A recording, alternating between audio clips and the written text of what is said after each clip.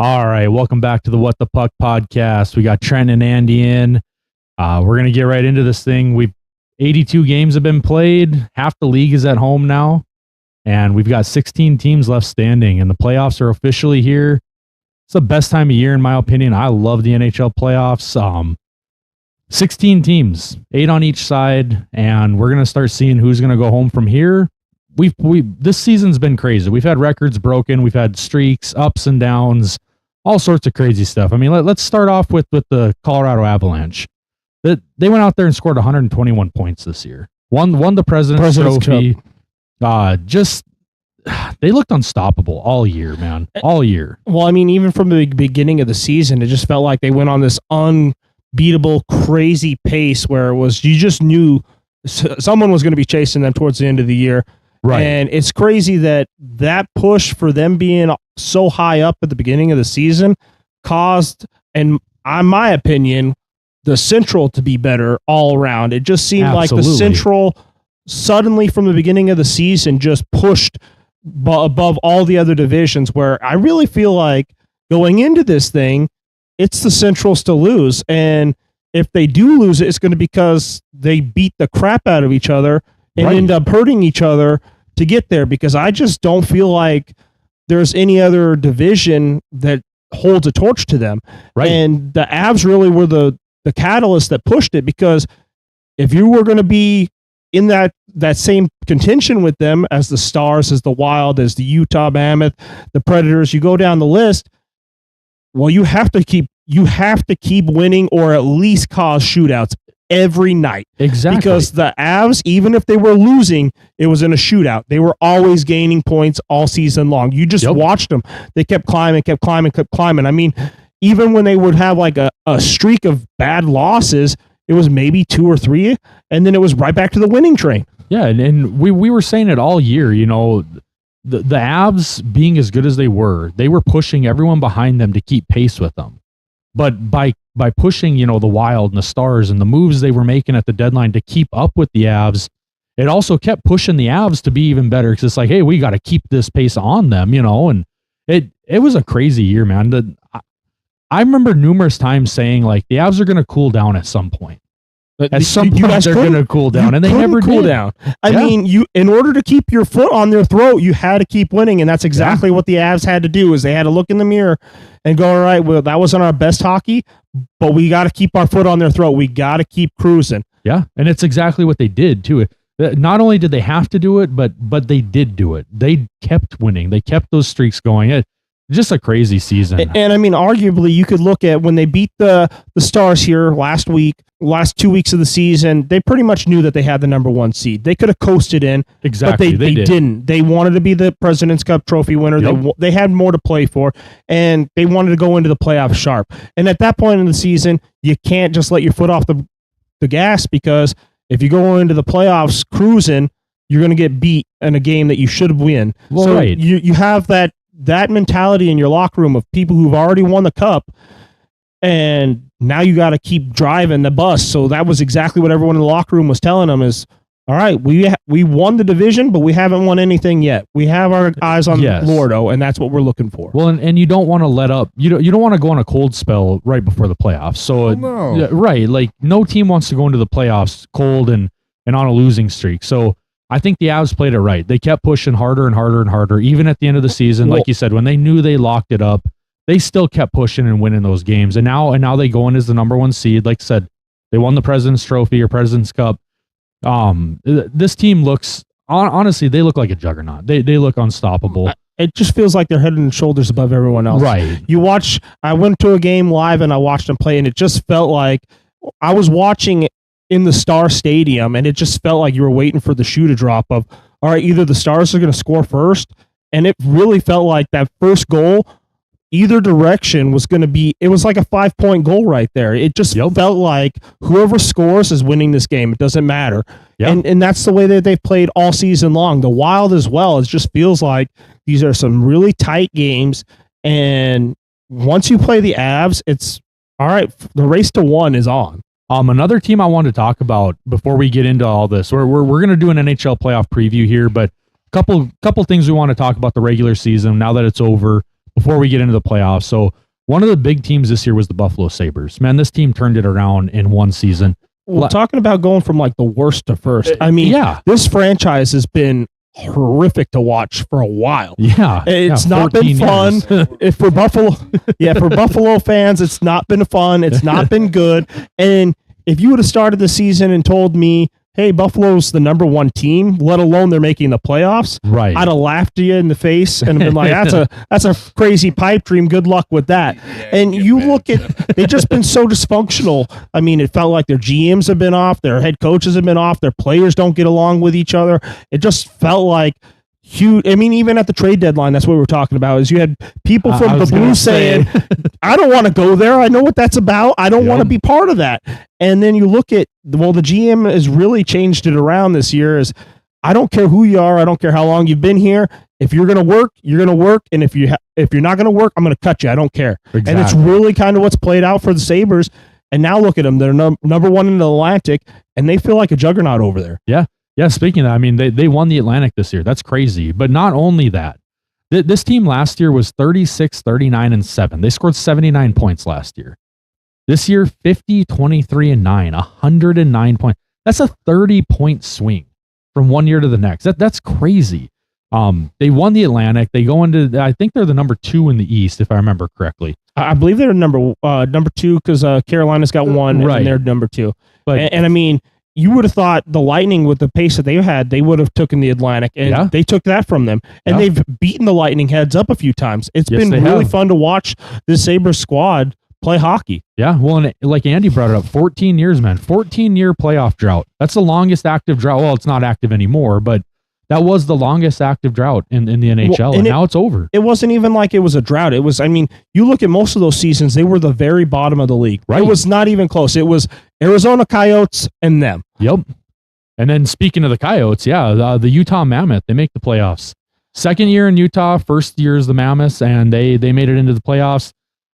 They got a long road ahead of them in the playoffs, but this is a young team, ton of talent on them. This team's not going anywhere. I think this team's going to be around for a while. This is the start of it. They're going to start building on this. They finally made the playoffs. These young guys are going to get some experience in these big games, and this Utah Mammoth team might get really, really good here in the next couple of years. I'd keep an eye on them. Well, you're talking about a team that's 10 years in the desert, absolutely horrific to watch. Yep. Horrible to watch. And they finally get traded. They move over to Utah, and it just felt like, all right, the new ownership, the hockey club, they really didn't know what they were going to be yet. So, I mean, this could be the real argument is this is the first year Utah's really been Utah. They've embraced everything. Well, they finally have They have an ownership. They have GM. They have kind of what they want going forward, and they figured that out finally. They've got a new logo. They got the Mammoth Zamboni coming out now. That's pretty sweet. The tusks up, the beer drinks that they got over there. They've really embraced the culture. They are a fun team to watch. But I mean, you're talking about, this is 10 years in the making of the Coyotes should have been doing this from the beginning, but they had horrific ownership. So Gary Bettman, you did a great job of getting rid of the old ownership, putting them in Utah. I don't know if maybe they could have been an expansion team, but I think they did a solid job because they had a core of guys. And you look, I mean, Cooley's over there from the Yotes. You got Vejmelka, who was over there from the Yotes. It was just a matter of getting some pieces in there that finally clicked, and an owner who cared enough to get a GM and a head coach over there to really click this thing together. And watching the Utah Mammoth in the playoffs, I think they're going to be an exciting team. And I'm not going to be surprised if they beat the Knights in this first round. I wouldn't be surprised. I don't see it happening, but I wouldn't be surprised. I mean, this is a young team, and I think one thing that young teams have to their advantage is they haven't ever been here. They don't know what to expect. They're going out there, they're just like, hey, what do we got to lose at this point? You know, like let's just play our hearts out and see where this leads. I mean, that's why you see some of these young teams go a long ways in the playoffs, because they don't know how to lose in the playoffs. They've never done it. You know, well, not only that, but you're not scared about anything either. You don't know what to be trepidatious about. You don't know what to expect. You just are there, and you're excited, and you're having fun, and it makes it a little easier to be looser in those environments instead of these older grizzly teams that have been there before and they're tense and they know what this moment's about. You don't know that as a young player. all right, I'm just going to play like this is a regular season hockey game, or close to the end of the regular season. And all right, I'm going to play a little bit more buttoned up hockey, but it's going to be fun. And a lot of times those older teams, they go in with expectations. Yep. And that weighs on you. Like, you're expected to win. You're expected to go to the cup. You're expected to bring it home this year. These young teams that get in, like the Mammoth, there's really no expectations. They're just there. Hey, we're just glad you made it. Let's see how far we can ride this train. Well, in the exact opposite spectrum. So let's go back to the East. This is what you have exactly in the East. You have a Buffalo team that has no expectations. You weren't even supposed to be in the playoffs. You've sucked for so long. And then you have no one. The exact flip of that coin is the number 1 seed is the Carolina Hurricanes. They've been there the last 4 years. They've lost. Yeah. They've gotten swept multiple times in the Eastern Conference. It's supposed to be their year. They're supposed to be at the dance. They go in there with expectations, and watch and see how much more loose the Buffalo Sabres go into this playoffs, where we really don't have any expectations. Yeah, we're the number 1 seed, but it kind of feels like if you go back in comparison to the NFL, where the Lions finally make a playoff run, and hey, not until they get to the second round are the fans actually going to go, hey, we could win this thing. We could go. Right, exactly. And I think that always benefits a young team like that. Andy, did you have anything to throw in here before we get into some regular season awards here? Yeah, I was just gonna say the Mammoths, they're a fun team to watch. They skate really hard. Yes, they're fast too. Fast, yeah. They're just all over the ice, and it's pretty incredible to watch. Yeah, it's been really fun watching the Mammoth. And like I said, I think another thing for the Mammoth, just real quick here, I think a big thing this year was, like I said, they finally have an identity. They actually have a team now. They're not the Utah Hockey Club. They're the Utah Mammoth.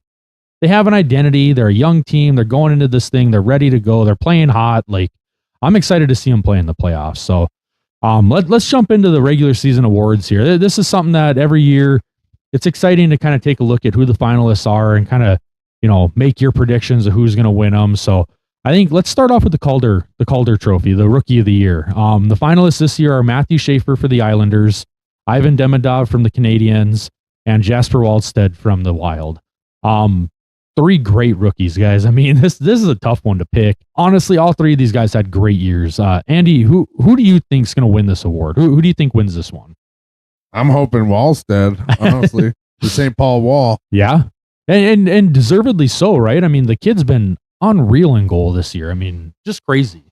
Well, I mean, you're talking about a kid who was supposed to be the backup, and now he's starting in the playoffs over the starting goalie. So absolutely turn it around. But then you have on the flip side, you could definitely argue the kid from the Islanders. I mean, that team shouldn't be anywhere close to smelling the playoffs. Correct. But between Ilya Sorokin and him, they were really there. And I feel like the Islanders really made a blunder by getting rid of their coach right before the end of the season and trying to get Pete DeBoer to give them a little extra spark. They did the same thing that Vegas did with Torts, but it worked in opposite. You should have just stuck with, he's your leader, let him ride it out. Right. And you already had the locker room bought in behind him, so let it be. This is a young group of guys. It's going to be so hard to get a young group of guys to figure out a new coach's schemes and then actually get any more juice out of these young guys when they're already juiced up. Right. I agree. I think they tried to kind of pull the same move. It backfired on them. Patrick Waugh was a good coach there. I really think Patrick Waugh had that team going in the right direction. It was a young team. They made some moves. Like, they looked really good, and they were right on the brink of making the playoffs. They didn't get in, but I think they would have if Patrick Waugh would have stayed. I agree 100%. I think they would have. And I mean, honestly, like, you look at the way Waugh was as a goalie when he played, everything went through the goalie, and that's exactly how his team played. They went through Ilya, and it just felt like once DeBoer got there, they flipped it, and it wasn't goalie-centric anymore, and they lost their identity. Right. And that's exactly what I feel like cost them at the very last half of the season was your playoff push. You guys killed yourself from the front office. Yeah. My pick here. So what's your pick? You're going with Matthew Schaefer then? I'm going to go with Matthew Schaefer. Same thing. I think Schaefer's going to get it. He was the number 1 overall pick this past year. He stepped into a top pair, on the defensive side. He played that top line, and he never looked back, dude, from day one. He played phenomenal. I mean, he was there every night, played great. like I said, took one of the worst teams in the league last year and had them right on the brink of making the playoffs. Well, and I think that honestly is what's going to go to his credit. There is going to be he went on a team that sucked. I mean, like you could all have this argument with Jesper, but you're talking about a team that went and took Vegas to game 6 last year of the playoffs. Like this was already a good team. It wasn't like Jesper was making this team go from middle of the pack to a playoff squad suddenly. Right. You're dealing with the Wild, and I honestly think one of the best players that came from their team that pushed them to playoff contention this year was Quinn versus Wallstedt, and that's why I just think that Schaefer holds that little bit extra nod, is because it was him and the goalie at the same time that drove this team from, you had the number one pick for a reason. You were in that top lottery spot for a reason, and now you're nowhere close to it.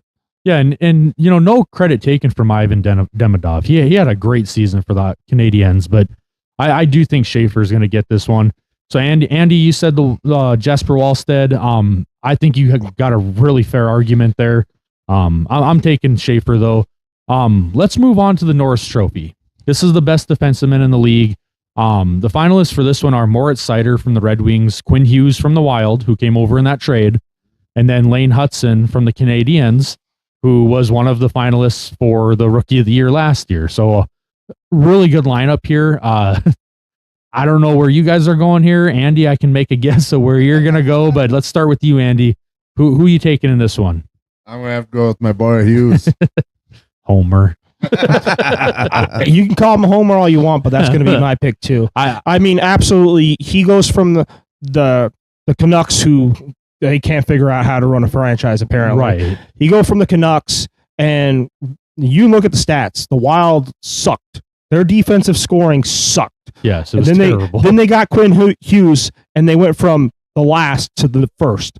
I mean, there was a reason for that, and Quinn Hughes bolstered up that defensive line. He is the reason why that defensive line across the board is playing better, because now they have somebody to model their game off of. Right. I think he's deserved it this season, hands down. If it doesn't go to him, I'd be really shocked. I mean, I do see your point for the Canadiens player. He's been solid, but I just don't feel like he's had the same impact that Hughes had for a team. Yeah, I agree with you guys. I do think Quinn Hughes deserves it, but I'm actually going to go a little different here. I'm going to give it to Moritz Seider this time. This guy's been the workhorse for the Red Wings. He's been part of the rebuild. They were right there to make the playoffs as well. And Moritz Seider, he was kind of just like a do-it-all guy for that team. And I think he's got a great future ahead of him. This one was really tough for me because I want to give it to Quinn Hughes, especially, like I said, just the drastic change that he made for the Wild coming over in that trade. But I think I'm going to give it to Moritz Seider. It's hard for me to say that, but I'm giving it to Moritz Seider. You guys got Quinn Hughes. I got Seider on that one. Let's jump down to the Vezina. This is a fun one every year. This is the best goalie in the league. Lately, this one's been kind of owned by one guy. Connor Hellebuck's been winning it a lot, but he's not even a finalist this year for it. Well, and I mean, rightfully so. He did not have a really great season. I mean, you could honestly say it was the players in front of him, but last year he goes from the President's Trophy winner to this year you're not even making the playoffs because of the performance. I mean, there's been some serious goalies too that you would be surprised that aren't actually in the running for this one this year. Like Bobo's been killing it, but he's nowhere near sniffing that thing. I mean, well, and I think part of that is the team as well. They didn't make the playoffs. The Panthers had a rough year, and it's to be expected. I mean, you think about how deep in the playoffs this team you're talking been. about an extra season on top of their season. Like, if you add these 4 seasons that they've been to the playoffs, that's an extra season on these guys' skates. These guys are tired, man. Give them a little break, and they'll be back next year. Yeah, give them a shot at it again. Yep. So. But the Vezina, we got the best goalie in the league. This one is Scott Wedgwood from the Avalanche, which is crazy because he's the backup. Yeah, he's not even the starter. Jeremy Swayman, isn't that crazy? Uh-huh. Yeah, but he had the best goals against average in the league. Like, it just is weird because it seems like these backup goalies have been having better seasons than the regular goalies. Right. Like, you look at Gus, and you were thinking, man, this guy's going to definitely be the number 1 goalie this year for the Wild. And now you're sitting here watching Wallstedt and going, is he the number 1 goalie? Yeah. You're watching Blackwood. And I mean, I've been a Blackwood homer since he played for the Sharks. I love Mackenzie Blackwood. But Scott Wedgwood, he is no joke. He is no slouch. either one of them gets behind the pipes, in front of the pipes, it's going to be a long night for you. Buckle up, and you got to shoot this puck, and you just got to hope one slides past him, because these boys find ways to make stops, incredible saves. Yeah, and so Wedgwood and Blackwood won the Jennings Award, which is like the best goalie tandem, you know, in the league. So, I mean, that right there helps you out too, you know. But so we got Scott Wedgwood from the Avalanche, we got Jeremy Swayman from the Bruins, and we got Ilya Sorokin from the Islanders. Again, this one's tough because, like you already brought up, Sorokin played phenomenal this year. He's part of the reason that team got as close as they did to the playoffs. Completely changed that franchise this year. I still think it's a shame Patrick Waugh got fired. I just don't understand it. Well, I don't understand how you get rid of it, especially when your goalie is what's been making and breaking this team, and that's exactly how Waugh played. Where you're an Avs fan, you know Patrick Waugh was how the Avs lived and died. They lived and died with Patrick Waugh. How he saved is how they played. Right. And Ilya Sorokin was doing the same thing. Like he is the reason why these players played a little extra hard, is because they knew he would make the saves that they needed. So we need to give him 1 or 2 extra points. Like, it's our fault that we keep giving up these goals on you, and you're not that bad. Let's make sure you're playing with a lead. And it really kind of trickles down from there. And I'm sure Waugh being the head coach, it really drove that point home, is if you can give your goalie an extra goal to play with, I mean, how much better are we going to be? Right. Because now your goalie's going to play a little looser. He's going to give you a little bit more juice. And then if you guys give something up on him, it's not going to be like the goalie's going to be bashing you guys. It's going to be, hey, you guys did your best for me, and I'm going to play that extra hard because I gave up a loaf goal. Exactly. And you look at Swayman. Look at that one. That one was, he wasn't even the number 1 goalie 2 seasons ago. Right. It was Ullmark and him for the Bruins, and they didn't really know who they wanted until Swayman made that playoff run. And then finally they were like, all right, we're going to give you the nod, Swayze, and we're going to get rid of Ullmark. Yep. And then Ullmark ended up on the Senators, and I mean, now they're in the playoffs, and just crazy. But I don't know. Who do you got in this one, Andy? You got Sorokin, you got Swayman, or Wedgwood? Who are you taking? I'm taking Wedgwood. Okay. All right. Why? Because, well, for one, he's the backup, which is freaking insane. Good story there. Yeah. And the Avs, they're the best team in the league, honestly. Yeah. I don't see anybody beating them. And that's fair. And like I said, he's got the best goals against average in the league. I mean, he played awesome. Trenton, what do you think here? Who are you taking? I think it's a tough choice for me. I mean, honestly, this one kind of boils down to Wedgwood and Sorokin for me. Okay. That's where I really look at. And I just feel like with what Wedgwood had, he's got a way superior team in front of him day in and day out. And the Islanders do not. Like, they have some solid group in front of them, but it was really live or die with the goalie. And Sorokin knew every night he came into the arena, he was the guy. And that's why fair, I have to give this nod to Sorokin. You knew what you were going up against all season long. I am the goalie. I am the reason why we're going to win or lose. The puck has to stay in front of me. It cannot go behind me. And I have to give my guys that extra little bit of juice every night. It wasn't like I have a Blackwood in the wings where I can, all right, I'm not feeling it tonight. You got it. It was, hey, if I have the flu, I'm going to go out there and play Michael Jordan flu game. Like, I have to be on my game even if I don't feel like it. Yeah, no, that's fair. I agree with you. I think Sorokin honestly deserves it more. I'm going to go with Wedgwood just because that's who I think is going to win it. I think Scott Wedgwood's definitely going to win it. Like Andy said, best team in the league, best goals against average. Like, I don't see how he doesn't win it, but I agree with you. I think Sorokin's got a really good argument here of why he should get it. It takes a lot of pressure off of a guy knowing you got a guy like Blackwood, right next to you. Like, hey, well, not only that, but who's skating in front of you? Every night you got a group. You got exactly a group of boys that are got your back, and you're not going to have that many shots against you because they're going to be putting so much pressure on the other goalie every night. Yep. For the majority of the fight, it's all right. We're going to get 3 shots to your 1. All right, I can sign up for that all day. Yeah.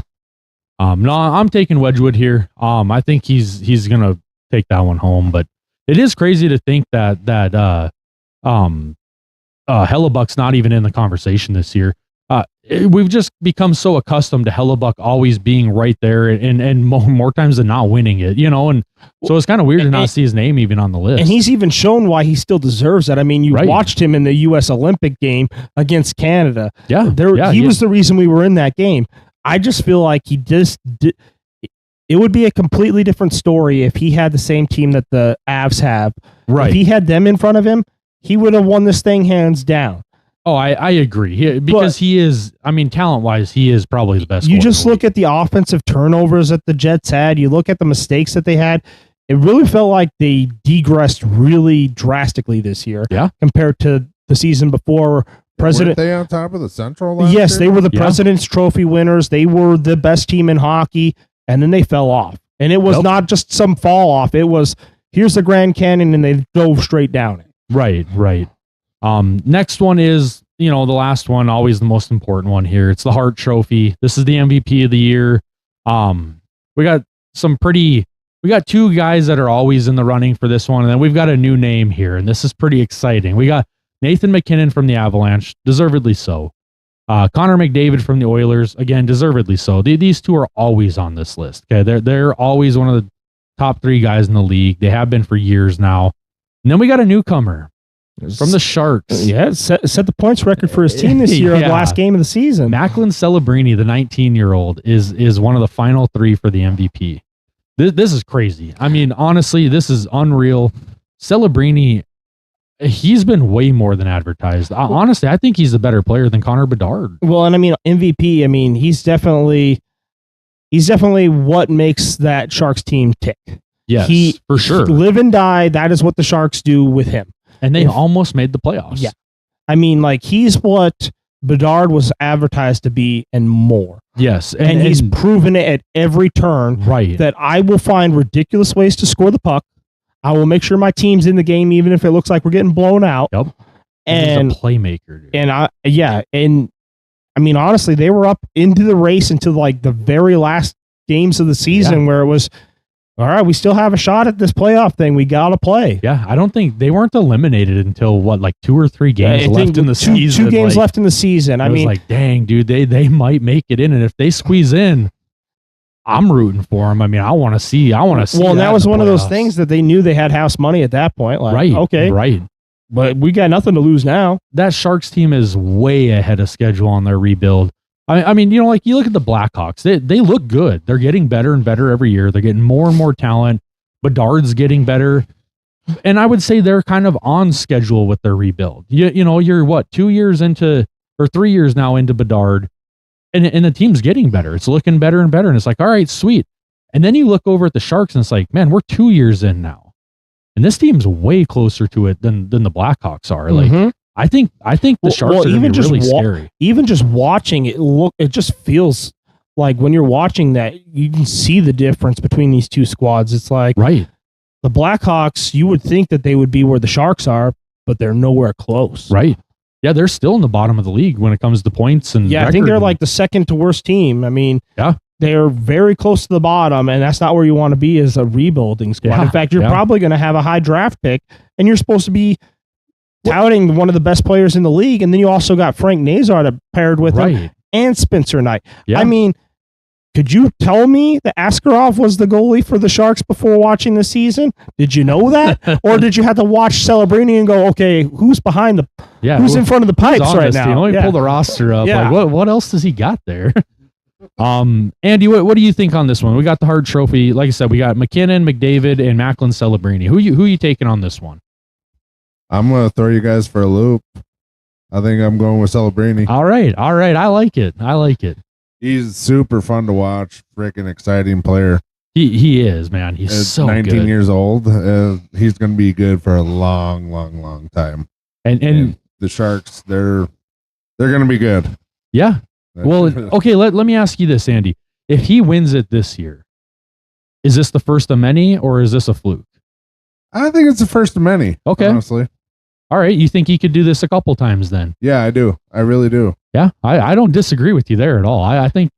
Honestly, I feel like this, unless if he gets hurt or something, right? Ridiculous. Which I feel like this 3-name combo that you just gave is going to be here to stay for a while. And the only thing that's going to change is you might have a Bedard get swapped in and out. Yeah. And it's really just going to be based off of injury, but get used to hearing these 3 names mentioned for the Hart over and over and over again. Yep. I agree with that 100%. That's why I was asking, like, is this a one-time thing or is this something we're going to see year in and year out? Just the ridiculous things that you've watched Celebrini do all year. You know this ain't no fluke. Right, exactly. This ain't no fluke. And the only way this is a fluke is if this is like, knock on wood, the first year, he doesn't get injured and then every other year he's injured. All right, maybe that's the only fluke, but I really don't see that happening. The way this kid takes care of himself, the way he plays hockey, he's here to stay. Oh, yeah. And we're, like we've said in an episode a while back, we are in the golden age. You're watching some seriously fun players come up from these drafts. Bedard, you got Celebrini. I mean, Frank Nazar came up. Matthew Schaefer. I mean, you're going to be watching, and it's crazy because you're going to come to the end of one era and you're going to go right into the beginning of a golden era. Oh, yeah. We're going to flow into another era here where the hockey's just getting better and better and better every year. And it's like, if you guys aren't watching night in and night out, it's time to start doing it because these games are getting better and better and better every year. Well, like my comparison is you're watching right before your eyes. This is like the NBA. You're watching the Larry Birds, the Magic Johnsons flow right into Michael Jordan. You're watching us go right into the next best era of a sport where you're going to constantly be sitting there going, oh, this is some really fun basketball. This is Charles Barkley playing. This is Shaquille O'Neal. This is, Patrick Ewing. You're watching these Isaiah Thomas. You're going to be watching and going, man, like we got some seriously fun talent. Yeah. And it's only getting better. And you only thought years before, like, man, who's really going to take over the mantle from Larry Bird, from Kareem, from Magic Johnson? Who's going to take over after this? And then you're going to watch it right before your eyes. And this is what we're watching right now is these kids are coming out. And it's only going to be more exciting because, like we've said, it's only getting more and more popular. Hockey is getting more and more popular because you have more and more teams actually embracing it. I mean, heck, we just talked about Utah. Now they went from not even having ice in the state to now they have hockey rinks. They're bringing players up. It's a huge buy-in from this entire community. Well, what did you have just before that? You had the Avs do the same thing. They brought the Nordiques over. They changed over to the Avs, and then they bring in youth programs. They bring in hockey, and now what do you have? You have a lot of young nucleus of people coming from the United States and not just Canada anymore. Right, exactly. So you've got Macklin Celebrini winning it. Trenton, who you got on this one? Sorry, I got to go with the Canadian from Canada. I got to go with McDavid. Watching his stats, I would have given the nod to MacKinnon. I would have. But watching his stats really actually increase and not change with Draisaitl being out for a month is insane to me. It is. I mean, he has been the lifeblood of that Oilers team. If you could have been like, without Leon Draisaitl and McDavid, they're not really going to be a playoff team. Well, they lost Draisaitl. And honestly, Draisaitl, in my opinion, I feel like has always been the best player because he sets up McDavid. But McDavid has been, grab your backpack. I'm going to grab my backpack and you guys hop on in because I'm carrying this team to the playoffs. We're going to make another push again. Yeah. So you've got Celebrini, you got McDavid. Are you going to be the homer? Well, you're going to call me a homer. Yes. I'm taking MacKinnon to win it. I am taking MacKinnon. I really want to see Celebrini win it this year just because of, I mean, the rebuild has been crazy and he's been the centerpiece of it. I think he deserves it. I really do. But I think with the season that the Avs had this year, I mean, you think about it, Martin Each just hit 100 points this year. And he doesn't do that without MacKinnon being the guy that he is. I mean, Nate Dogg led this thing, dude. MacKinnon's had over 50 goals this year. Yeah. Like he's been unreal. He's doing it on the best team, by far the best team in the league. He's just, he feels completely dominant when he's on the ice. And so I'm going with MacKinnon. I think he is going to win it. I think it's crazy that we all three picked a different one on this one because that just shows you how talented the top of the league is. MacKinnon, like I said, obviously he's on the best team and he's the leader of that team. I really do want to see Celebrini get it because I think Celebrini, you take Celebrini away from that Sharks team and they're terrible. Oh, That's not absolutely. a good team. Absolutely. Well, they've got good talent. I'm not saying they don't have good players, but it's just not a good team if Celebrini is not the centerpiece there. And then you add a piece like that, and immediately we're in year 2 of it, and they pushed to, like we said, the last 2 or 3 games of the season to make a playoff spot. Like, that's crazy. Well, and you're talking about they had Blackwood there. Could you imagine if you would have had him as a goalie? Instead, you get rid of your goalie and you really embrace the rebuild. And Macklin Celebrini cut your rebuild almost to nothing. You would have thought, all right, maybe 5-year rebuild. You get Celebrini and it cuts it to 2.5 years. Exactly. No, we're about to make the playoffs, and it's not even really been a year of Celebrini playing on ice. It's crazy. I mean, what he's done for the Sharks has been awesome. So, like I said, I want Celebrini to get it. I think MacKinnon's gonna get it. You think McDavid's gonna get it. You think Celebrini is gonna get it. That's fun right there. I like that. That shows a lot of just the top of the league is crazy right now. There is so much talent in the league. It's unreal. Let's jump into real quick here before we get into these playoff predictions. Let's talk about a few guys that are retiring this year. We're kind of coming to the end of an era here. It's kind of sad to watch if you've been watching hockey this whole time. We've got 2 big time LA Kings that are retiring. Jonathan Quick, he's on the Rangers now, but Jonathan Quick was on the Kings for 16 years. They won 2 Stanley Cups while he was there. This guy's played 829 career games, 410 wins. He's got a save average of 910 over his career, 2.51 goals against. Like, he's a Hall of Fame goalie. He won a Conn Smythe. What year was it? 2012. Yep. In their first run, he won the Conn Smythe. Like, Hall of Fame goalie. He's retiring now that the season's over. He's earned every bit of a first ballot, in my opinion. I think he's a first ballot Hall of Fame goalie. Well, and I mean, he's part of the reason why the Knights were as good as they were, because they went out, picked him up, and then he helped mentor Hill. Yeah. To that, I mean, you're talking about the end of year 16. He gets traded over to the Knights because the Knights were struggling. Yes, they were. They were having a hard time keeping goalies in front of the pipes because they were just getting injured. And then it was, you get Aiden Hill, who's a young rookie, and we want to have somebody behind him who can handle it, who's been there, who's done that. You have Jonathan Quick. But then on top of it, it just brings that extra mentality too, I felt like, for that roster, because they ended up winning that year. Was because Quick was there and he was able to tell him, hey, just play the puck in front of you. This is the same game that you've played since the beginning. Calm your nerves. You know what you're doing. You've got this. Right. And don't worry about the goal you gave up. Worry about the next one. Yep. Yeah, and so overall, he won 3 Stanley Cups in his career. One of them was as the backup, but I mean, this guy was one of the corner pieces of the LA Kings borderline dynasty. I mean, they were a dominant team back in the early 2010s. You know, like they were unreal. Another guy retiring is Anze Kopitar, who was also on those Kings teams. That's why I'm saying, like, this is kind of the end of an era for the Kings. He played 20 seasons, all with the Kings, 1,521 games played, 452 goals, 864 assists. That's 1,316 total points. Again, this guy. Can you say Hall of Famer? Yeah, like first ballot Hall of Famer, dude. Unreal career. Same thing. He won the 2 Stanley Cups in the 11-12 season and the 13-14 season with the Kings. He didn't win a Conn Smythe in either of those runs, but Kopitar was the centerpiece of those teams. He was the leader. He was the guy that he was just unreal on those teams. And it's kind of sad to see these older guys start to retire and walk away from the games. It's like, man, like, I'm going to miss watching them. I remember being a kid watching those Kings teams, and, you know, being an Avs fan growing up, like, those Kings teams were so hard to get through in the playoffs, and they're still there. Mm-hmm. I mean, they're there and again this year. They were there last year. They were there the year before. Like, they're always in the playoffs. They're always a tough out, you know.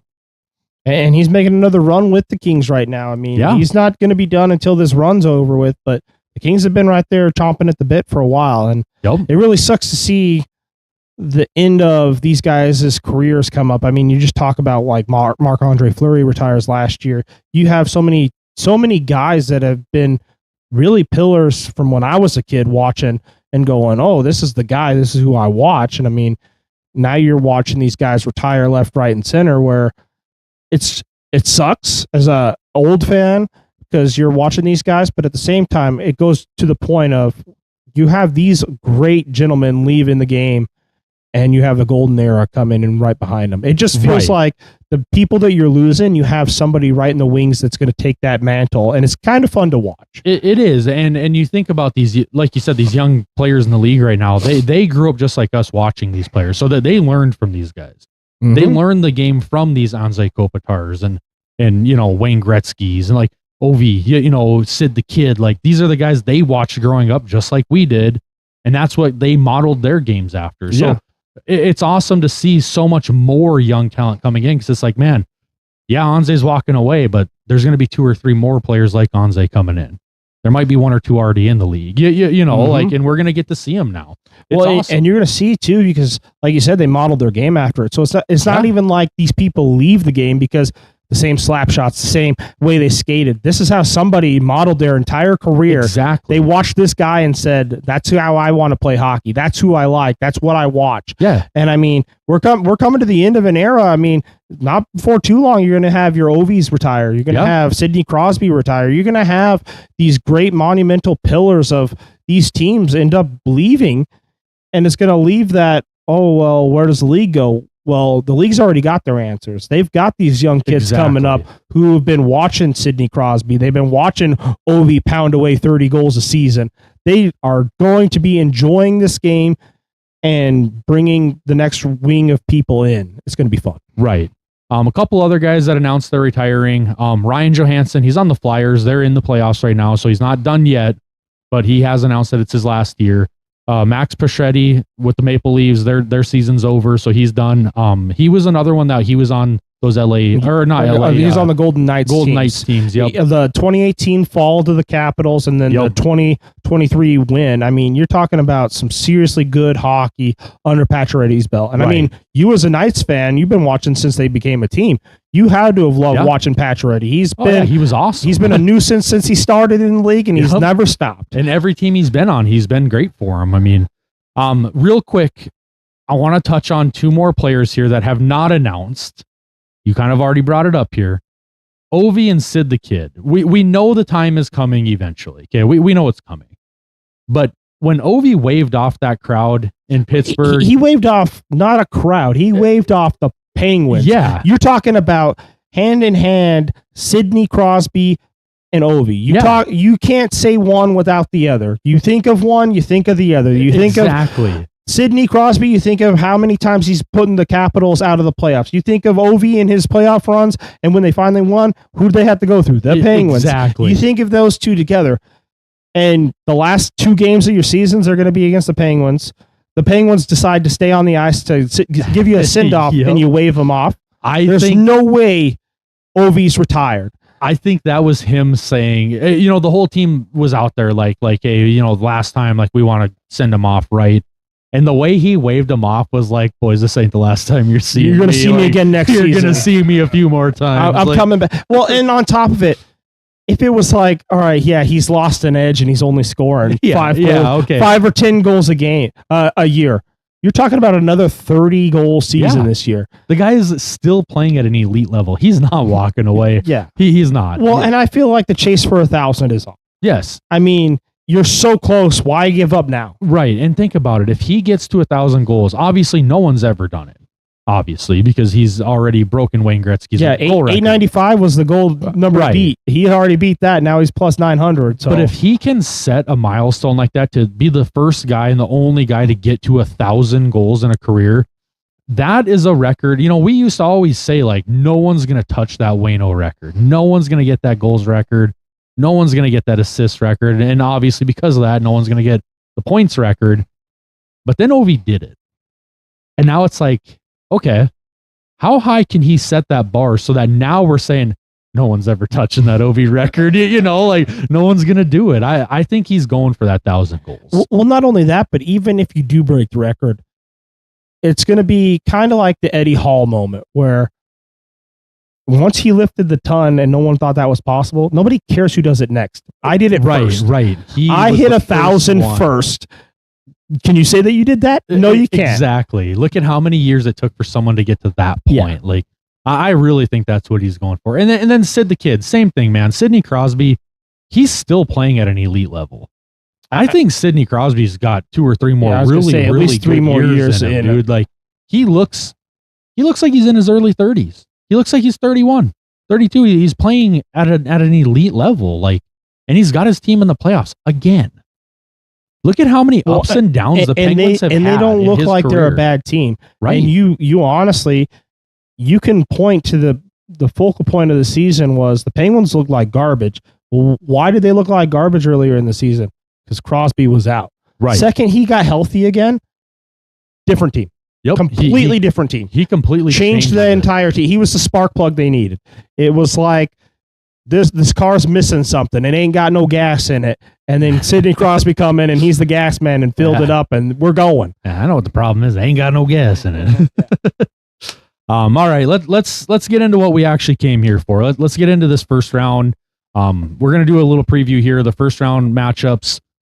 Give you guys our thoughts on who's gonna win these matchups, and we'll go from there. So let's start over in the West. Obviously at the top we've got the Avalanche playing the LA Kings. A little bit of analysis on this matchup. The Avs are a juggernaut. We've said it numerous times in this episode. The Avs are they look absolutely dominant. LA is a gritty team. They are every year. Like we said, they seem to just show up in the playoffs every year and give someone a run for their money. This year they just don't happen to be going against the Oilers first. I was gonna say that, yeah. The only difference is they're not playing the Oilers in the first round, but I see them really struggling, honestly, to keep up with like the speed that the Avs have. Just the top tier talent on the Avs. Like this Avs team is really, really, really good. I'm going with a gentleman's sweep here. I think the Avs are going to win this in 5. I think the Kings get 1 game here, but I don't see them getting much more than that. That's exactly what I was going to say. I think it's going to be maybe a 5-game series if the Avs really don't put their foot down on their throats. Right. But the one scary thing for an Avs fan, you got to be staying awake at night worrying about is this Kings team already knows they're going in with not a prayer in or a shot to get a win against these Avs. So we really have nothing to lose. We're already the underdog's underdog. Right. Everyone's already wrote them off. Yeah. I mean, that was the case a few years back. The Kraken should have just been happy to make the playoffs, let alone try to win a series. And then they won a series against the Avs. Yeah, they knocked them out in the first round. When the Avs were defending their Stanley Cup. Yeah. So, I mean, it is possible. I'm not saying the Kings can't beat them. I just don't see it happening. I mean, what do you think, Andy? What's your thoughts on this matchup? I'm hoping the Avs don't like overlook the Kings and then just get freaking absolutely annihilated. Yeah. I don't think that's going to happen, but I do think the Avs will probably take that. And like you said, a gentleman's sweep. Okay. Yeah, I mean, honestly, I feel like the Avs have their feet planted where they're at. I just don't feel like they overlook anybody anymore. Right. That team is so rooted in how they play. I mean, even if you do overlook, it's not even like they overlook teams. They're just, we have to play consistently how we play hockey. And I feel like that's exactly what they've done all season long. It doesn't matter who we're playing. Yeah. We're playing our hockey, and they have to match it. Yeah. Let's move over to the next series. We got the Dallas Stars versus the Minnesota Wild. This is going to be a great series, guys. I mean, these are 2 top tier teams. If it wasn't for the Avs being as dominant as they are, these would be the top 2 teams in the league. Hands down. I mean, these guys are right behind the Avs. I think this is going to be one of those knockout, grind out type of series. There was definitely no consolation prize in this one. I mean, for them, I felt bad because it's like, if you weren't going to be the number 1 seed and avoid the Avs or the Stars or the Wild, depending on which team you were, then, hey, I want to be a wild card team. I don't want to have to play anybody in the Central. I'll watch the carnage and come in the next round and play you guys. This is going to be an absolute bloodbath. I think we're going to see fights. We're going to see, we're going to see games where it's going to be 7-1 and then 2-3 in a shoot or in a overtime. Like it's just going to be crazy. These 2 teams, they're very deep teams. They're very talented at the top, but they've also got the depth. They're fast, they're big, they're strong. It's going to be a great series. I think this will probably be the best series in the first round. I really do think this is going to be the best one. I'm taking the Wild in 7. That's my pick here. I'm taking the Stars in 7. You're taking the Stars in 7. Andy, I'm guessing you're taking the Wild. But how many games? I'm taking the Wild in probably 7. In 7? Okay, I do think this one. The only thing is the Wild cannot freaking pass the puck 100 times yes. before they take a shot. You gotta fire the damn puck. Yep, and that's kind of been their Achilles heel all years. They pass way too much, but hey, it's worked. Look at where they are. Yeah, they're right there. So it didn't work that well because they're number 3. Yeah.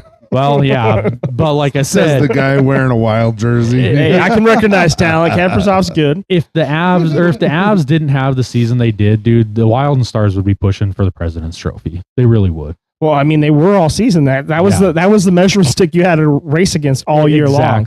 They kept chasing it, but it just no matter how much you chased, you were chasing that mile high mountain, and it wasn't going nowhere. It's just bizarre that they're all in the same in the same division, like just crazy, but.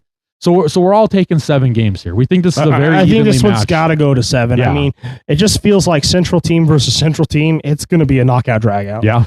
Like at the Central all year long, you've watched these guys play each other. You watch the Avs play the Stars. You watch the Avs play the Wild. You watch the Wild play the Stars. What has this been all year long? Close games. There's not been any runaways. And even if it was a runaway, it was a fluke, weird. All right, yeah, well, we got down and then we just emptied our net, and then that's when the game really got out of hand. Otherwise, it was tight net until the very end. Right. Yep. So we're taking the Wild. We got me and Andy taking the Wild. You're taking the Stars in 7. We're all taking 7 games. So we're all predicting this one to go a long ways. Grab your drinks and get ready because this one's gonna be a long series. It's gonna be a wild ride. Yes, it is. Let's move over to the next one. The Stars will come out. Right? Yeah, no puns intended here. The next one, we got the Golden Knights versus the Utah Mammoth. Like we said, this is the first time the Mammoth have been in the playoffs since the move. It's the first time that franchise has been in the playoffs in a long time, as the Coyotes, as the hockey club, as the Mammoth, whatever it is, I'm excited to see the Arizona Mammoth. Sun Devils. Yeah. Yeah. The minor league team to the college hockey team. Yeah. No. The feeder program. This one I think is going to be a really good matchup. The Golden Knights, they're a really good team. They're in the playoffs every year. It feels like ever since they became a team, they are a top tier team every single year. Well, and you haven't even touched on it yet, but that Knights team has turned the switch since they put Torts in. Yes. Torts has, everyone talks about him being a very stern jerk, but he gets the most out of his team. He wins. So he gets every ounce of juice that he can squeeze out of a team, and he squeezes it until you think there's no more, and he gets a little extra. Yes. And guess what? He just started 8 games ago. He's got plenty of juice to squeeze out of these boys, and he's going for a championship run. And they're undefeated since he came there. I think they finished the season, was it 7-0-1 or 8-0-1? 7-0-1. 7-0-1, okay. So, I mean, they haven't lost a game since this guy came there. I mean, it's just crazy. The Golden Knights are always good. We know what to expect from the Golden Knights. No matter who they match up, they're going to give you your run for your money. We don't know what to expect from this Mammoth team.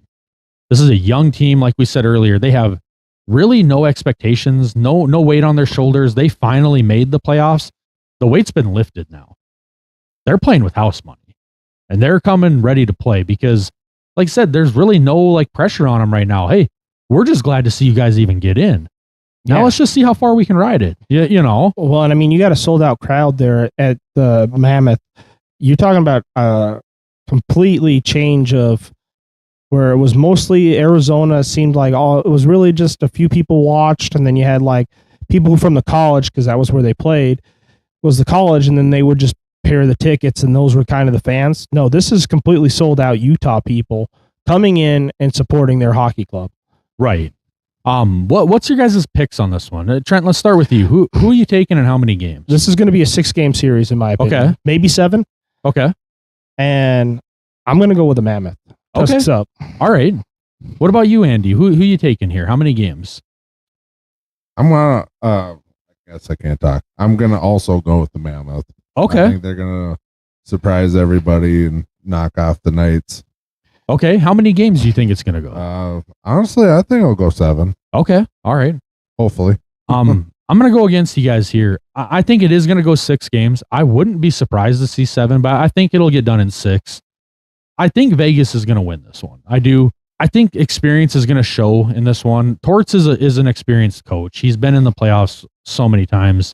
Like you said, he rides his players hard. He's a very hard coach to play for, according to a lot of people in the league. But the man knows how to win. But even after they leave, they still love the guy. Exactly. Like, man, I wouldn't have been the player I was without him. I hated his guts, but I love. He got everything I could out of myself. Yep. So I think he's gonna push this Vegas team past this first round. I'm going Vegas in 6. You said Utah in 7. You said Utah in 6. All right. And I feel like Utah, the only reason I do is because, yes, they haven't made the playoffs, but you're talking about a Central team that's been a playoff run the entire season. Well, yeah, they've been trying to keep pace. You've been trying to keep pace with the Avs. You've been trying to keep pace with the Stars, and you've been trying to keep pace with the Wild. Yeah. And then you've been trying to outrun the Predators, who've been on your heels all season long. Right, because you had to race against the Kings. I mean, you're talking about the Mammoth, who've been locked in but haven't been locked in all season, and it's been a wild ride. Yes.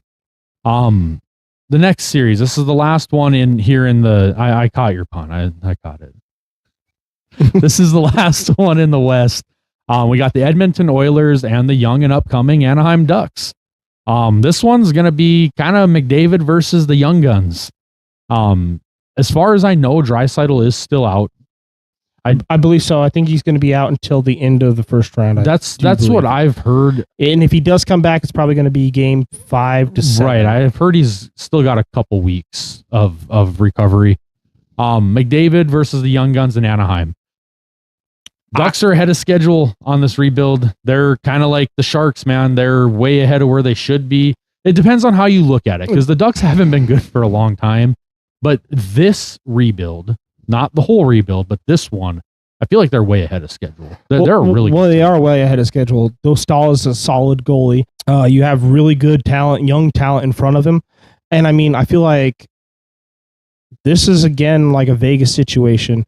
They hired Joe Quenneville, and Quenneville is exactly like Torts, where he's not been the most popular guy in the room. There was a reason why there was a falling out in the Blackhawks towards the end there, but they get him. It really hurts us watching him go from Blackhawks to the Ducks. But I mean, it feels like it's kind of weird. He's the reason why these guys are where they're at, is because his coaching. We're not going to get too high with the highs, and we're not going to get too low with the lows. Right. We're going to play right in the middle. And by the way, I'm going to get you to play where I need you to. And if you're not, I'm going to tell you exactly why. I'm not going to put you on the starting bench. You're not going to play on the first team, second team, or third team. You're going to understand why. I need you to do this, this, and this before I put you back on the ice. Right. I feel like the Ducks. It's a bunch of kids, but it's a bunch of guys that they do their job. They're in the right spots at the right time. They push when they need to. They let up when they need to. Like, it's just a really good all-around team, and it's a young team, and I think they've got a bright future ahead of them. I just think Edmonton's power play is just. I think it's too scary for this Ducks team. I don't think they're going to be able to keep pace with them. I'm going to take the Oilers in 6 here. I think the Ducks get at least 2 games. I think the Ducks are not a joke, and I think people maybe are kind of overlooking them. They barely got in, whatever, blah, blah. I don't think they're a joke. I think they're going to get at least 2 games on Edmonton, but I do think Edmonton wins this series in 6. What about you, Andy? Yeah, like you said earlier, I think the Oilers' experience will outlast the Ducks. Yeah. Yeah. Well, I mean, you're talking about great defensive men for the Oilers. You got really good forwards. You got decent goaltending. I mean, solid head coaching for the Oilers. I'm going to disagree with you. I'm going to say the Oilers are going to win this one. Okay. But it's going 7. You think so? And I think so. Just watching the season this year, the Ducks have no problem going up to Edmonton and smacking the Oilers around. For whatever reason it happens to be, and then they play like trash at home. And I feel like the Oilers have home field advantage, and the Ducks don't mind going there and beating you up. So that is true. It's been a weird thing. I mean, it could definitely go 5. I could see that happening just because watching the way the Ducks have played the very last part of the season, it's either they're on or they are way off. Yeah. And I think Quenneville's going to get that figured out and changed. So I really do think the Ducks have no problem pushing this thing to a 7. Okay. but I think the Oilers are going to eke it out. All right. So we're all taking the Oilers, but I'm taking 6. You're taking 7. What do you think for games there, Andy? Yeah, I'm going to take 7. also. Okay. So this is going to be a good series then. It's Yeah. going to be better than I was thinking. Yeah, I think this one's going to be a fun one to watch. Okay. All right. I think it's going to be a surprise. Where you're circling the Stars in the Wild, and you're going, this is going to be for sure a must watch. I think by the end of it, you're going to go, I should have been watching more of these games between the Oilers and the Ducks. Okay. All right. Let's change pace here a little bit. Let's move over to the Eastern Conference. The Eastern Conference was weird this year. There was a lot of teams. It felt like top to bottom, everyone was right around 500, and everyone was within a couple points of each other all year. All year. I mean, you're talking about most of the season. Yeah. Nobody had a losing record. It was it 500 or better. It was very bizarre. And you're talking about that's even how the Rangers ended the season. Those guys were still above 500 for most of the season, and then they ended complete trash. Right. Like, it was not that way from the beginning. The beginning was, okay, who really wants this? The only team that felt like they kind of wanted it was the Canes, but they were going into this expecting it the entire season. So, yeah, and I feel like with the Canes, like the fact that they've been to the Eastern Conference Finals, I mean, how many years in a row now? Like three years in a row? And they just can't seem to get over the hump. And it's weird because they have a really good team. They've got really good coaching. They've got solid goaltending. They've got stars on that team. They've got young stars. They've got veterans. Like, it's a very well put together team. But for some reason, they just cannot get over the hump. And this year, the team that's really bothered them in that essence is the Panthers, and they're gone now. So it makes me wonder what's going to happen this year with the Hurricanes. Do they get to the Eastern Conference Finals? Do they finally get past it and get to that cup? Do they fall in the first round? Like, what are we going to see here? It's going to be really interesting to watch because, like you said, every team in the East this year just felt very like they all just felt like they were all on the same level. Well, it just felt like nobody wanted it more than anyone else, and nobody didn't want it either. It was like, I just kind of want to hold it and see. Maybe I like it, maybe I don't. Yeah, and it was fun to watch. Don't get me wrong, I'm not complaining. It's really fun to watch because it's like you have no idea every night. Like, God, who's gonna win this one? I have no idea, dude. Canes I mean, that one honestly came down to like the last game of the season. Really decided. Once the Flyers won the very last game that they had of the season, it was okay. Congratulations, no one else can get in. Yep, exactly. So let's start at the top. We're Buffalo Sabres versus Boston Bruins. Buffalo finally won the Atlantic. We talked about it earlier. This team completely turned it around. 30-point swing from last year. They finally win the Atlantic. They finally get in the playoffs after 14 years. Is the pressure on them? Yeah, it absolutely is. I feel like in most cases, like we said for the Sharks, if they would have gotten in, the pressure's kind of off now because, hey, you made it. We didn't even expect you to get this far, and you made it. The Ducks, the pressure's kind of off. They made it. I don't think Buffalo has that problem yet. I think you went from like the worst team in the league to the best, to one of the best. So there's a little bit of pressure, but I don't feel like the pressure comes on until you beat the Bruins. I don't know, man. If you beat the Bruins, then it's going to be like the whole Detroit thing where, oh, we can actually do this. We have a team. Okay. Like, now we need to click the switch on. I see your point, but I disagree. I think that fan base in Buffalo is crazy enough that they're like, we got in, we need to win it now. And if we don't, it's a failure. And it's like, I see their point. Like, as a fan base, every fan feels that way, right? Look at your neighbors to the north. The Leafs have been struggling with that for years, for decades. Yeah. But you know, I get the point. Well, so have the Rangers, just east of them too. I get the point. You were one of the worst teams. You finally got in. You should be happy as a fan base. And I think the fan base is. But every fan feels like their team should win it, right? And we always do it. That's why fan is short for fanatic, man. We're maniacs. Yeah, we're fanatical. Yep. And I feel like Buffalo is one of those cities where, man, they love their hockey. They take so much pride in their team. And I feel like they're one of those fan bases where it's like, we're not satisfied with just getting there.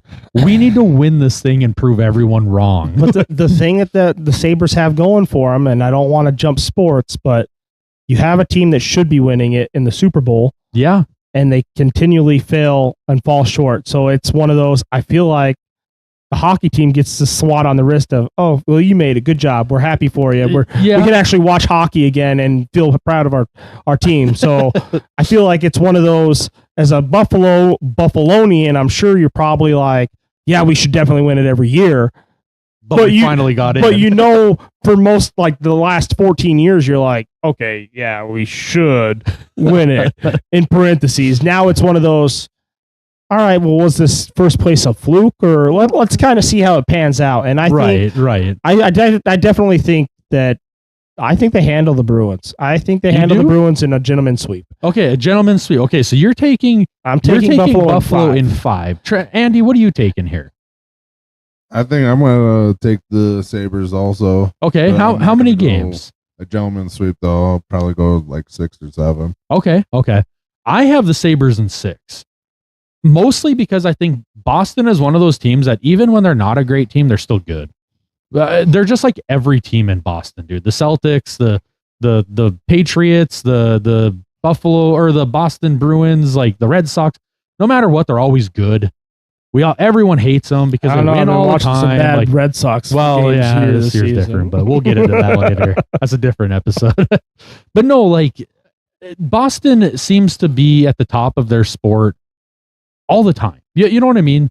It's a city with most championships out of all the sports combined. They by far, too. I mean, it's not even close. They just expect all their teams to win every year, win a championship. Well, it definitely helps. Yeah. I mean, if you're in an area that constantly expects winners and then you're not a winner, guess what? Nobody watches, and you go, okay, well, we got to spend a lot more money to get a winner. Something here, yeah. Yeah, like it keeps the pressure on, and I feel like a lot more teams should have that across the board where you should have that. Well, no, I ain't coming out to watch a loser. Yeah, I can go watch the Celtics win a championship again this year. And you're a product of your environment. You know, it's the old saying: if you want to be a millionaire, surround yourself by millionaires. Yeah, you want to be a winner, surround yourself with winners. Yeah, right. I'm trying to be here.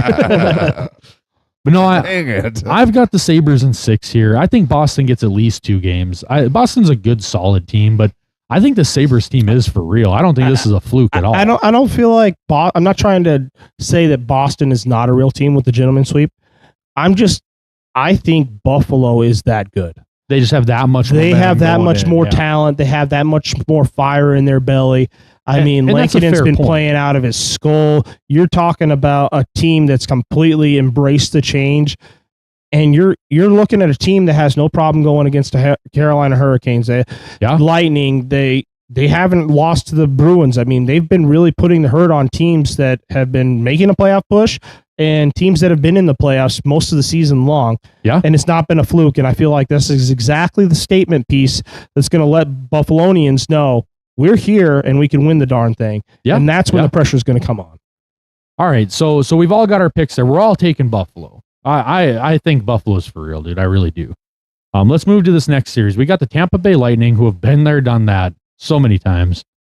Great team. Another Florida team made it into the playoffs again? Yeah, every year, man. The state with no ice. I think that's the new state of hockey, if I recall correct. We got the Tampa Bay Lightning and we got the Montreal Canadiens. The Habs are back, man. The Habs are back. This is one of the most, historical, probably the most historical team in hockey history. One of the original 6. I mean, yeah, and just crazy amounts of records and greatest players of all times and Stanley Cup wins. I mean, just historically, probably the best team ever. Last Canadian team to win it. Yeah, they're back, man. They feel back, and they're young, dude. They're young. They've got great players all over. Demidov and Lane Hudson have been just totally electric for this team this year. The other one is Cole Caulfield, dude. Cole Caulfield has been just playing crazy good. This team's really fun to watch. But Vasilevsky is an animal when it comes to the playoffs. This is like one of the best goalies we've seen in, possibly ever. And Cooper's a solid coach as far as knowledge of hockey. He is a very smart Canadian. There's a reason why he coached Team Canada. Right. And Victor Hedman. After losing that game, you can argue that was when he turned the switch on and said, hey, I don't want to lose another game. I don't want to lose again. We're done losing. Yeah. I think this is going to be a really, really, really good matchup. I know I said the Stars and Wild is probably going to be the best matchup of the first round. and I'm going to contradict myself and say this might be the best matchup. Well, you of meent the best round. matchup on the West. Yeah, we know what that's you what I meant. meant. Because this one might be the best matchup. It really could. I know. I don't know about you guys. Let's start with you guys. Trenton, who are you taking in this one, and how many games? I'm going to save myself for last on this one. You're going to save yourself for once, huh? I think Lightning's going to strike here, and I think it's going to happen in 7 games. Okay. Lightning. I think the Habs are going to push the envelope, and I feel like you watched them last year; they were really close, and they just got stymied by the Capitals. And this year is going to be about the same. And I feel like that year 3 is where their breakthrough is going to happen. And I just feel like the Lightning team has just got a little bit more oomph in the belly. They got a coach that wants it, a goalie that's on fire, and the Habs really have a great young nucleus, but are they ready to go to that end of the deep pool and drown your victim? And I don't feel like they're going to discover that until after the season. And then once they lose this series in a heartbreaking fashion, watch out for them. Okay. All right. Andy, what are you taking here? You got Canadiens, Lightning. Who are you taking in how many games? Honestly, I think I'm going to go with the Canadiens. Throw a ring in things. All right. How many games? I think it'll go 7. You do? Yeah. So you both think 7 games? Yeah. Okay. I'm saying 7 games as well. Originally in my notes here, I wrote Lightning in 7. I'm changing it. I think the Canadiens are going to win this one in 7. I think the Canadiens are. Yeah. I'll be lone wolf over here. We need to get you some. Yeah. I really do though. I think the Canadiens are going to take this one in 7. I think the Lightning are an older team. They're very experienced. They've been here. They've done that. But I think this Canadian team is young enough, but also they're ready to do this. This isn't like a bunch of rookies. Okay. They are a young team, but some of these guys have been there for 3, 4, 5 years now. Nick Suzuki's a great player. Juraj Slafkovsky is a great player. Lane Hudson, Cole Caulfield, Ivan Demidov. They've got Samuel Montembeau in goalie. They've got that Fowler kid at goalie. Like, this team is just, they've got a lot of really good players, dude. And I think that youth is going to kind of outrun the veteran guys of the Lightning. And I think it's going to be a tough battle, but I think they're going to do it in 7 games. I really do. I changed it. I changed on this one. I originally had the Lightning. Yeah. But I think I'm switching on this one. I'm taking Canadiens. Need to get 7. You a spatula for that pancaking you're doing? Yeah. One side's almost burned. Had to flip it. Too much lightning on it. Yeah. Let's go to the next one here. We got the Carolina Hurricanes and we got the Ottawa Senators. Again, this should be a really fun matchup. This should be fun. Carolina is probably the most consistent team in the East over the last several years now. I'd have to look to be sure, but I'm pretty sure they ended up with the number 1 seed. Yeah, they're in the number 1 seed in the East. Yeah, Sabres. Number 1 seed in the East. Number 2 is Sabres. Number 3 would have been Lightning. Yep. Ottawa, man, I think they're just happy to be here. Finally, they finally made it. The thing that sucks for Ottawa is, I feel like this team could make a dent in the playoffs. Yeah, I really. The unfortunate part is, you're going against the Canes and you're not going to, because you're going to get smothered. Okay. This team has an edge on them. They've had an edge since the beginning of the season. You got swept. You got a gentleman's sweep in the Eastern Conference Finals. Brendan Moore's really on the hook. Like, yeah, he is. He needs these guys playing angry. And I mean, honestly, I feel like we can make our picks now, but I feel like Brendan Moore, this is his last season here, because I feel like he's going to get fired, and we can get into that after we make our picks. Yeah, we'll get into that. But I kind of agree with you. I think Rod Brindamore is kind of coaching for his life right now. Oh, he has to. Like, you cannot get swept twice and then have a gentleman's sweep on top of it. Not make the playoffs when you know the standard has been, we should have a team that's winning the cup. And then you let go of these players. You let go of Jarvis. You let go of not Jarvis, sorry. You let go of Natchez. You let go of Burns. And what are they doing over there in Colorado? Yeah. I believe they're winning games, aren't they? Number 1 team in the NHL. And then the number 2 team, I believe they also have an ex-Carolina Hurricane over there, you know? Yeah. maybe an ex-Av too. Yeah. But no, I think this one's going to be a good series. I have the Canes in 6 on this one. I think Ottawa's going to give them a really good run for their money, but I think Ottawa will get maybe 2 games in this. Ottawa's a good team, but like I said, I just get the feeling that they're happy to finally make it. I feel like they're going to kind of settle. You know what I mean? Like you're right. This should be a 6, but I just feel like the Canes are going to snuff it out, and they're going to gentleman sweep this. You're going to feel like one of these the Ottawa Senators had, and then the Canes just steal it away, and that's why I feel like this gentleman sweep is going to happen. Okay, Andy, what do you think on this one? Hurricanes, Senators. I'm going to take the Canes, I think. Okay, how many games? What do you think? We'll go 6. Okay, so me and you are in agreement there. I think the Senators. I think they've got a lot of talent. I really want to see the Senators do good. I want Jake Sanderson to win, dude. UND guy, like I really want to see him go. You want far, Brady Tkachuk? I mean, yeah, and Tkachuk, like Eunice Allmark. I mean, these are some solid teams. This has been a fun team to watch all season long. Right, it's been a fun team to watch for the last few seasons. So you're kind of rooting for them to finally. Right. All right, let's get in and get it done. But well, and now we've got another Tkachuk in the playoffs. Yeah, you know, Matthew didn't make it this year, but now Brady's in. So it's like, all right, how's he gonna do? You know, I bet you he drops gloves within the first 3 seconds. You think so? I'm hoping. But let's jump to the next one. Pittsburgh Penguins, Philadelphia Flyers. The Battle of Pennsylvania is on, and it's going to be electric. This is going to be a phenomenal. I'm going to contradict myself here. Deja vu. This might be the best matchup in the first round here.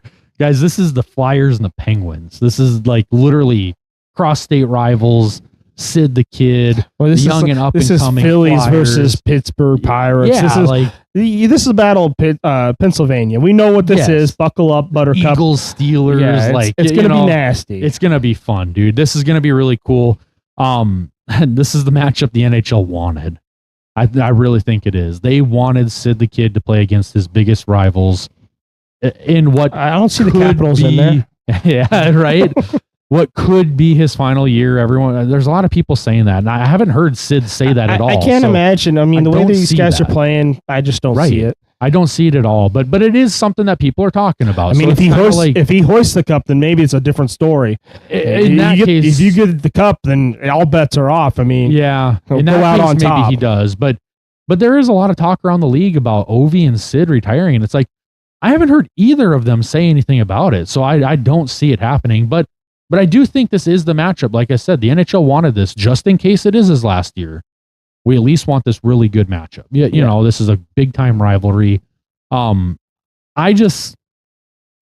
don't see. I don't know. This one's tough for me because I think the Flyers are really good, and they're another one of those young teams. But the Penguins are really good too, and they're like a really old team, and so it's like a really contradicting matchup here. This is another one. I think I flipped on this one. I originally had the Penguins in 7. I think I'm going to take the Flyers in 7 on this one. I think I am. What about you, Trent? Flyers are losers. I mean, wow, that was. I'm going to come out and blatantly say this. They've been losers for 40 years now, right? Dang, that was mean. I'm going to come at you, Flyers. You know, Philly, give it to me. I don't care. But you know what we're doing over here in Pittsburgh? We're hoisting the cone. You know, so we're going to be hoisting old Lordo over you guys because we're a better playoff team. We've been there, done that. I think Sidney, Malkin. I think these guys are just better. I think watching you guys. Yeah, it's cool watching your fun young guys playing the game and enjoying. You made the playoffs. There's your consolation prize. Pittsburgh's here to kick you out. I feel like you're going to go into Pittsburgh and you're going to get punched in the mouth over and over again, and you're going to ask for mercy from old daddy. So I feel like this is going to be 5, maybe 6 game series where the Penguins come out on top. All right. So you don't think Matvei Michkov and Trevor Zegras and I think they're going to be happy that they're here. Vladar, you don't think those guys are going to do it? Nope. Huh? I feel like they're happy that they're here. I watched them all last year. They couldn't figure out a way to even make the playoffs. They choked it away at the very end of the season. Dvorak and Tippett. No. I still feel can't sell you on it. All right. All right, whatever. When you're getting thrown into the boards by old Sidney Crosby and Malkin, and you're asking for help. Oh man, that was brutal, man. You came out of nowhere with that. I was not expecting that at all. Yeah, well, fly Eagles fly to the loser board. But you know what? The Penguins do have a really solid team. Like I said, they're old, but I mean they've got Eriksson, they've got or Carlson. I mean not Eriksson. They've got Erik Karlsson. They've got Evgeny Malkin, Sid the Kid, like Stuart Skinner's there now. Is he gonna be the man now that he's out of Edmonton or what? Let's You don't want to get into that part? Because I feel like now I might have sold you. He's better than the Flyers. He's better than the Flyers, but I don't feel like they're gonna get past. I mean, honestly, I feel like this Penguins team, and this is where I was talking about, I feel like they're gonna get past the Canes. Okay. And I feel like they're going to fall short to the Lightning or the Sabres. And I feel like that's exactly why Brendan Moore's going to get fired, is because he's going to go against this Penguins team that they should be able to overlook and beat. Okay. And they're going to lose in horrific fashion in a game 6 or 7. And he's again going to fall short of where he should be. Andy, I really thought I had him sold after I said Stuart Skinner. I'm not going to lie. I know how he feels about that guy. I think that just went right over his head. So what do you think, Andy? Yeah, I can get over Skinner's crappy goaltending with Sydney's greatness. It's only bad in the playoffs. It's only bad when it matters. What do you think, Andy? Who are you taking here? You got Pittsburgh Penguins, Philadelphia Flyers, the Battle of Pennsylvania. Let's hear it. Who are you taking how many games? I think I'm going to have to go with the Penguins, honestly. Okay. All right, how many games do you think? I think I'll either gentleman's sweep or 6. Dang, so you're kind of on the same boat as Trenton here. Then you're kind of like, I don't really. The Flyers are that great. All right. Hey, you can watch those uniforms all you want. You can't take the suck out of them. Yeah, well, all right. I might be wrong on this one. Like I said, I originally had Pittsburgh in 7, but I don't know. I think I'm flipping on this one. Yeah. My pancakes are burning again. Pancaked yourself on that one and decided to pick a loser. All right. So since we've kind of done our picks for the first round here, you guys know where we're going. I'd say just for fun, we kind of pick all the way through and we can get to who we think. We'll go kind of quick here because obviously these are matchups. We don't even know what they are yet. So we're just kind of going off what we picked. But what are you talking about? I'm going off my crystal ball. Yeah. I'm taking. So I've got the Avs in Minnesota in round 2. I'm going to take the Avs there. Whoa. What do you think? You had Avs. I had Avs and Stars. Okay. Either way doesn't matter. Minnesota or the Stars get in, they're going to get bounced by the Avs. The Avs are too much. It's an avalanche of problems for you. I hate being the pun guy here, but that's honestly what it is. You're talking about offense that's going to be down your throat. You're talking about goaltending that's going to just be on par, stopping phenomenal shots left and right. You're talking about save percentages that are through the roof this year with your guys' goaltending. You're talking about Brent Burns shoring up your guys' defense. This is just a team. You circle and you go, this is a problem for us. Yes. It doesn't matter who we are. It doesn't matter if I'm the Kings. It doesn't matter if I'm the Oilers. It doesn't matter if I'm the Knights. It doesn't matter if I'm Utah. I have to circle this team and go, I know I have to play these guys in the playoffs. Right. At some point. And the only way I'm going to beat them is I have to beat them. And I just don't see it happening. I think this Colorado team is for real. Unless some drastic injury happens, this is their cup to lose. Yeah. I could agree with you. And just so you know, you're the punniest guy on the channel. So. I try. Andy, you had Colorado and you had Minnesota, correct? Winning over Dallas. So who are you taking in that one, Colorado and Minnesota? I'm going to have to go with Colorado. Okay. All right. So we're all on the same page there. Vegas, Utah. I had Vegas. You both had Utah, right? Yeah. What's up, dude? And then Edmonton. I had... Who did we have on that one? God, I'm drawing a blank all of a sudden. I think I said the Oilers. You said the Oilers. Yeah. You said the Oilers? Uh-huh. Did I say the Oilers too? I believe so. I think we all said the Oilers. So I think the only difference was the games we picked on for the Ducks, because I feel like this Ducks team is going to lose. It's just they're not going to go out without a fight. Yeah, and they have no problem. They have no problem going into Edmonton and beating them. They've proven it over and over this year. I just feel like the inexperience, it's going to give Joe Quenneville a little bit on the axe to grind this offseason. And that's really what's going to push the Ducks forward going into the future. So I've got Vegas versus Edmonton. I'm taking Vegas in that matchup. You guys have Utah versus Edmonton. Who do you guys think's winning that? I think Utah. I think Utah? Really? I think Dang, the Central is just tougher than the Pacific. Okay. They've proven it all year long. I feel like I have no problem with Edmonton. I really do like that squad, but you're talking about the same thing that the Panthers have going on. You've played an extra season on top of what everyone else is. Yeah. It's so hard. I mean, if you guys don't get Draisaitl back with the health that he's had, and if the Ducks give you everything and then some with some fits, I just feel like that Utah team is going to come in, and you've already dealt with a really, really tough Central Division. You have no problem going into the Pacific and punching people in the mouth, slamming them against boards, doing what you have to do to play gritty hockey. And I feel like Utah's going to come out with that W. Okay. So you've got Utah moving on there. Who do you got, Andy? Utah and Edmonton. Who are you taking? I think I'm gonna have to go with the Oilers. Just okay. They have the experience. They've been there, done that. Okay. So not saying the Mammoths don't have a prayer in hell, but right. So you've got Colorado versus Edmonton in the Western Conference Finals. Who are you taking there? I'm gonna have to go with the Avalanche. Okay. They are just too damn good. I don't see anybody beating them. Okay, and I think we're all kind of steering in the same direction here because you've got Utah versus Colorado. Who are you taking there? Welcome to the Ice Age, boys. They're going to get buried under the snow again. It's an Avalanche. I'm taking the Avs over the Knights there. I agree with you guys.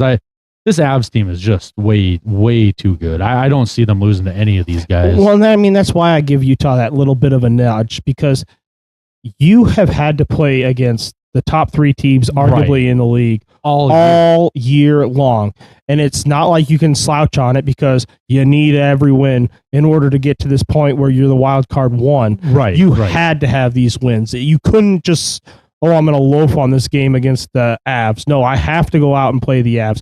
And you're talking about we've beaten the Stars. We've beaten the Avs. We've beaten the Wild. We've kind of danced around all season long. It's not like they have just been swept by these teams. So you already know you can compete with everybody. So now it's just house money for you. Right. So all three of us have the Avs going to the Stanley Cup out of the West. We all three took the Buffalo Sabres over Boston. So we'll move right from that. The Tampa Bay Montreal matchup there. Who did you guys take again? I got Lightning. You took the Lightning. I took the Canadiens, and you took. I think I took the Canadiens. He took the Habs as well. So who do you think wins that? The Sabres or the Canadiens? I'm going to go with the Sabres. Okay. I'm in agreement with you. I think the Sabres win that one. I think the Sabres are going to beat the Lightning. Okay, so we've all got the Sabres there. I do have them moving on. Okay, and then we've got Carolina over Ottawa. We all took Carolina over Ottawa, right? And then we've got Pittsburgh and Philly. I took Philly. You both took Pittsburgh. Who do you guys got winning in Carolina versus Pittsburgh? I got Pittsburgh winning, and I got Brendan Moore losing his job. Okay. I feel like this is honestly Brendan Moore's fight for his season, fight for his career kind of moment. Okay. And so if he does get past, and this is a big if, he gets past the Penguins, you're going to lose to the winner of the Lightning and Sabres. That's my honest opinion. So, Andy, who do you got there? You've got Carolina versus Pittsburgh in the second round. Who are you taking? I'm taking Pittsburgh. I don't see the Canes beating Pittsburgh. Okay, so the two of you have Buffalo and Pittsburgh in the Eastern Conference Final. I took Carolina to win. I took Philadelphia to win. I'm taking Carolina to win that. So I've got the Sabres and Carolina in the Eastern Conference Finals. You both have the Sabres and Pittsburgh in the Eastern Conference Finals. Who are you taking in that conference final game? My matchup is that it's going to be the Avalanche and it's going to be the Sabres. Okay. What about you, Andy? Yeah, I think I'm in agreement with Trenton. You think the Sabres are going to win the East? If you'd have told me I'd have said that sentence at the beginning of the year, I'd have said you're nuts. I'd have said you're crazy, yeah. But here's the craziest part. I'm taking the Sabres over the Hurricanes.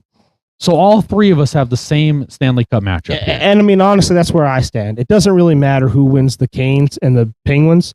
I feel like whoever's going is going to go against the Sabres. Yeah. And I feel like the Sabres are just going to beat them. Okay. So it's one of those, you could pick 1A, 1B, but it really doesn't matter. You're going to the very last destination, which is Avalanche Sabres for me. Yeah.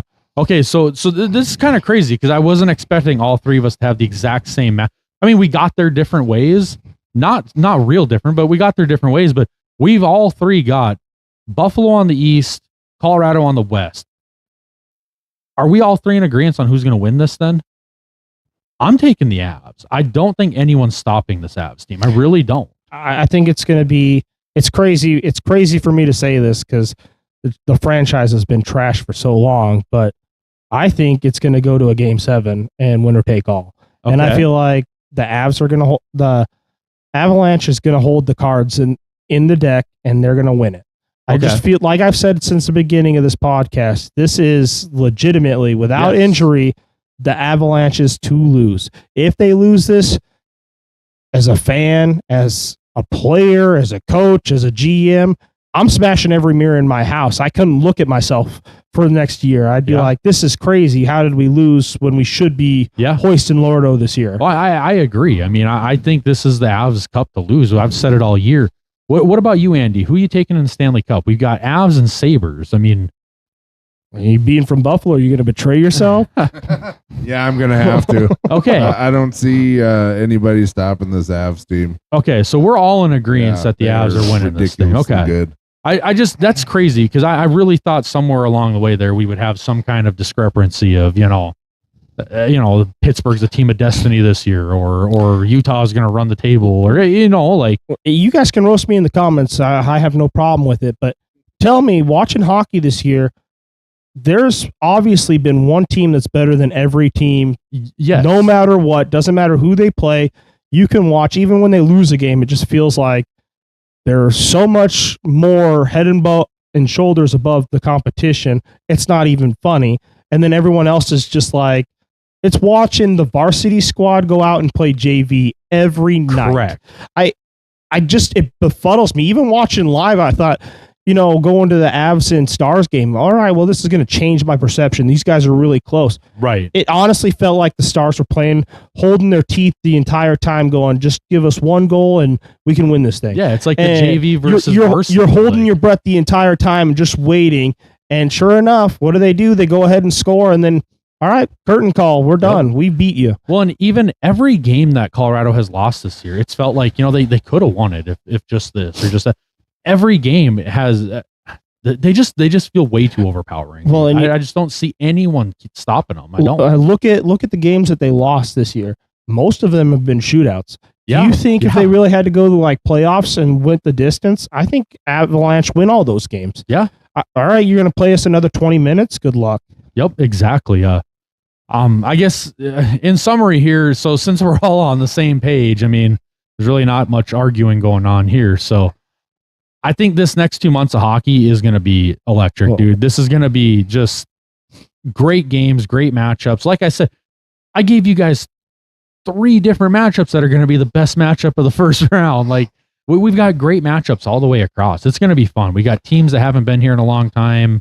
And even the matchups that we completely blown past, those are going to be fun to watch. Right, you're going to have one or two of these that we've talked about that we didn't agree on, that you're going to go, wow, that one was really the matchup of the first round. Exactly. You don't know where it's going to fall.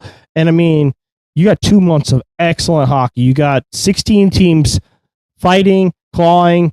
They're going to play injured. You're not going to know about it. You're going to get the injury report at the end of the year and go, what? This guy broke a hip.